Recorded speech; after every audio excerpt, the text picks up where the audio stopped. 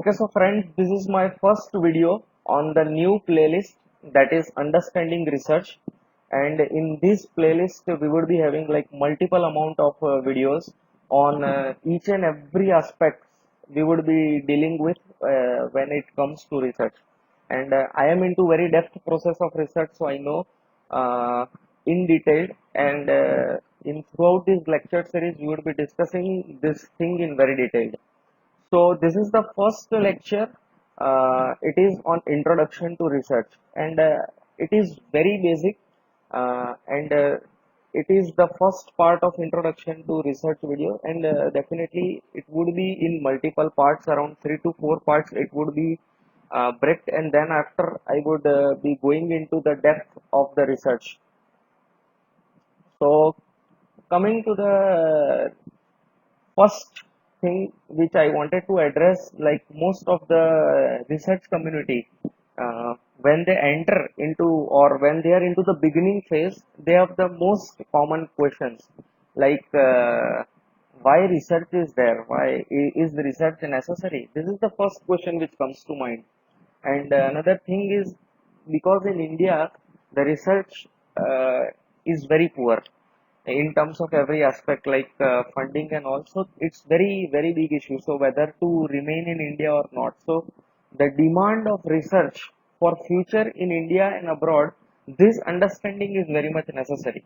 So I am going to address these two questions in this first part one of the video, and later on in the upcoming parts I would be giving an overall view in this on this particular all the topics. So later on I would be uploading the videos on all the particular topics. On overall view I would be giving, and after that I would be explaining in depth about all the research tools, and also it would be a very big playlist, and you would be gaining a lot definitely from my side, and it would be very depth understanding. So in every video, like I would be just focusing on 2 to 3 issues, but we would be getting into very depth of it and understand the issue very critically. So small content but in-depth understanding would be the main aim of my video lecture series. So coming back to the first question, why research is necessary. See, the only answer to this question is why research is necessary is that, see, there are two things. एक तो ऐसा होता है कि like कोई चीज बनी नहीं होती है, और एक होता है कि चीज ऑलरेडी बन चुकी है। तो रिसर्च का the why research is involve in this. So if अगर कोई थिंग बनी नहीं है, if already the things are not discovered, then research will help in discovering that thing. So that is first thing, research will help to discover new things. But the next thing is that if things are already existing, then research will try to optimize that things. See, I have tried to make you clear the understanding of this with the uh, two particular figures. Here you can see it's only mechanical engineers would understand these two figures very immediately, that this is the robotic arm and this is the 3D printer. Okay, in the robotic arm you can see that how research people are involved and they are doing R&D to optimize the things, because robotic arm is not new thing, but the research guys are continuously doing graphical analysis and doing analysis from via simulation and all those things, and they are optimizing the things. See, it's very clear to see how robotic arm and all they are working. And another thing is 3D printer. Everyone have visited Xerox center, right? In Xerox center, which you get the print is two dimensional, only X and Y. But in 3D printers, we know that it is XYZ. So you can print three-dimensional objects also. So they are optimizing. See how these research communities are optimizing 3D printer, and so that it may work with best possible efficiency and cost may get optimized. So these are the research people who are involved in which are thinking on critical aspects. So these guys always have such a thinking which nobody else would think when they are first time viewing this thing. So this is very important for a researcher. I am discussing this in upcoming part. So coming back to the another thing, that I like this very popular saying from Albert, that Albert says that research is to see what everybody else has seen. Research is to see what everybody else has seen, but now next thing is very important, and to think what nobody else has thought. This is very important. What nobody else has thought, the researchers have to think in that way. This is very important. This is very important. Let's have the understanding of this uh, in regards to mechanical point of view. Diesel engine, everyone know, right? Entire mechanical community know what is diesel engine, how four-stroke engine works. So let us try to understand the quote with the help of mechanical terms like four-stroke diesel engine. Let's take example and understand this. In four-stroke engine, if I ask like how the four-stroke engine works, or have you seen four-stroke engine? So yeah, like 90 to 95 percentage of people would be telling the answer yes. First of all, suction occurs in which air enters into the cylinder, then compression occurs. In compression, the air gets compressed. It gets compressed to such an extent that it gets into auto ignition temperature. Then diesel would be getting sprinkled, and as it is also reached to that ignition limit, so it would get, the combustion would be happening, the power stroke would be there, and later on the exhaust gas would be expelled out of the cylinder. This is common thing. Okay, the understanding which I do, it's very common. It's all 90 to 95 percentage of people in mechanical engineering know this very well. Then what is fun in it? When everybody know what is fun in it, there should be something different. We must be able to see something which nobody has thought. So what is that thing in that particular example? If you particularly focus on the issue, like in between compression stroke and power stroke, what used to happen is the spray of diesel engine. Now nobody thinks that how the spray characterization is important in improvement of combustion efficiency. Very few. Now here comes the difference between the public. Nobody has thought, but researchers, from the research point of view, this thinking is very important. So how the spray characterization would be there, like droplet formation, droplet sizing, these things are very important. Okay, these things are very important, and these things impact a lot on the combustion efficiency of diesel engines, or an overall brake thermal efficiency of diesel engines. So these things matter a lot, so you have to think in that direction. So this is very important. So I think this would be very better way to understand what is research and what the researcher's mind should be, and that is why the research is necessary. Definitely, it is not the end of the understanding. It is also not the complete understanding. So if you see that research is the only mantra of the top successful companies, that why they are into the top and why people love them. Okay, so in order to stay ahead of the competition, research in companies are always going on and going on, and this they have to work. Okay, now this is very important. If you everyone know this thing, like Amazon, Volkswagen, the top in the automobiles, like Intel, everybody know, electronic chip manufacturers.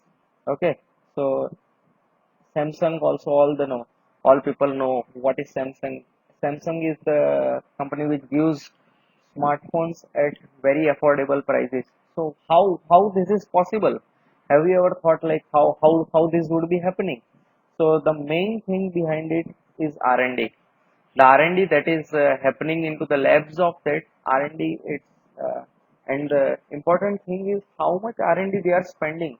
And the figures are really shocking. See how much amount they have spent in the recent 1 year only. In recent 1 year time frame, they have spent billions of rupees in R&D, and due to that R&D only, they are staying ahead in the competition. So it's clearly telling that behind every innovation, R&D is very important, and companies spend a lot in R&D. Okay, now Another thing is also very important to understand, that what is the demand of research, especially when it comes to future of India. So in future, will there be any demand of research in India, or abroad is safe? So it is not like that, yes India, yes or no. The answer is not like that. So you have to understand in detail that how the situation is. If you see the situation in case of India, as of 2011, just recent 10 years back, in 1 million population, you can see that in India, among 1 million population, only 366 people are of R&D. It's very less, and it's very sad news for India that R&D is very less in India. It's very clear from this graph. Among 1 million population in 2011, only 366 people are from R&D. But if unless you compare, if you compare it with the case of Russia and China, you can see that Russia and China, they are top in case of R&D. Russia, China, US, Germany, they are considered as top landmarks of R&D, and lots of innovation come from there only. And world follow these countries. The only thing behind it is research. Only thing that they have been spending a lot. You have seen that how much these guys are spending. So this spending is very much necessary, and these countries are spending a lot, and that is why they are top innovators, and India is lacking. India is follower of this R&D. Whatever product come, we do reverse engineering. In India, the interesting thing is reverse engineering. If you have seen reverse engineering, right, this is very popular. What is reverse engineering? It's a copy. Reverse engineering, whatever these people would do, the India would do reverse engineering. Reverse engineering means they would do copy. So India is ahead in doing copying the things, which actually should not be the case. India should be the top among R&D people, but it is not. They are doing reverse engineering. It's not the case, huh? Now, if we understand the process in more detailed, then we can see that when budget gets informed, right? The how much it is allocated to R&D, it's very less. If you see R&D in terms of percentage of GDP, in India it's only 0.69 percentage. In India it's only 0.69 percentage. Okay, only 0.69 percentage of GDP in India is spent into R&D sector. Again, it is very sad news. Again, it is very sad news. Huh? Again, it is very sad news, because this figure should have been very high, but in India, this is not. Unlike if you see in case of China, if you see in case of US, na, why why the research is very high? The thing is that government itself is spending a lot. See, they are spending 2%. They are spending in India. It's not completely 1% itself. So US, China are spending a lot of their GDP into R&D sector, and that is why they are the technology boosters. They are innovators of the world, and that is the only reason why India is followers in terms of R&D, and no innovation comes from India. Again, this graph replicates the same, as the funding in terms of research is very less in India. Lots of less opportunities are there. Only IITs and other institutes of national importance are involved into R&D, and that is why if you see the research publication in 2007 to 2011 time frame from different countries, you can see how US, UK, and all are there. See, it's far beyond. And if you see India, it's again at the bottom of the list. Okay, India is at the bottom of the list. It's very sad to see this thing, and the reason is very clear, that government itself is not spending. But definitely, as the days are progressing, Modi government is definitely focusing on research, and in upcoming future, the I particularly, I am expecting that this 0.69 percentage will be definitely raising in upcoming years, and this is the data of 2018 only. Huh? Again, at the end of the video, it is also a good news, because in entire video as I have given only sad news, but there is one uh, good news. You can see that the Indian researchers filing the patents is increasing year by year. If you see from 2018 till 2017, a number of Indians who are filing the patents, they are getting increased. See, it's getting increased only. If you see the trend, it's an increased trend.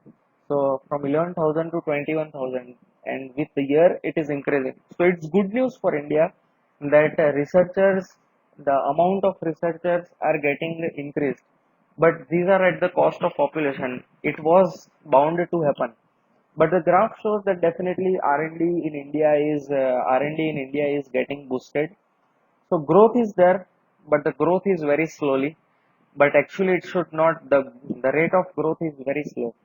It is clearly seen. We can see we can take out the slope of this graph, and we can actually analyze that y by x. Nah, it's very less. The slope of this graph is very less. It must have been very more. Uh, so that we can analyze that, yeah, definitely India is growing, but that is not the case. The growth rate of R&D sector in India is very less, but in upcoming future it is expected that it will rise. So you have to wait and watch the game. Okay, bye, best of luck. I hope you enjoyed and got some understanding about how research is and how much in depth the research is going to be in India, and how much its necessity is. So I would be definitely coming up with lots of issue, and in entire playlist of understanding research, I would be focusing on very critical issues, and giving you in-depth understanding of each and every aspect. Okay, bye, best of luck.